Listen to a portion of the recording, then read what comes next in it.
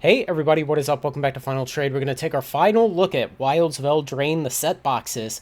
150 days post-release, the set just kind of came and went, and we never really talked about it after a couple weeks post-release, but in the whole pre-release period and out to 150 days post-release, on TCG Player it sold 3,766 boxes at a total of $448,000 for an average price of $119 per box. Not too bad for an entire lifetime of the product to sell at 119. It never really devastatingly crashed.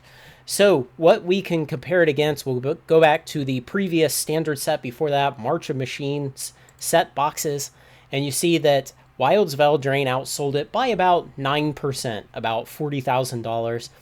And if we go back before that, one more set to Phyrexia, of course, Phyrexia beat both of them pretty handily, so Phyrexia outsold it by about 40% or so. And if we want to just jump back one more to Brothers War, we see another example of that set box clumping that we've been seeing with standard expansions for a long time, where even out 150 days post-release, it's still pretty tight in there. I mean, that's only about a $30,000 difference between those three. So that's good performance. It's in family with the rest of them. You know, what we don't want to see is devastating kind of failure like, well, let's see how Murders at Karlov Manor. Well, okay, so the play boxes here are doing okay so far against this curve. So let's hope that keeps up and they don't go as bad as their collector boxes are going. But as far as the Wild of Eldraine set boxes, looks like overall, for its whole lifetime, a successful product.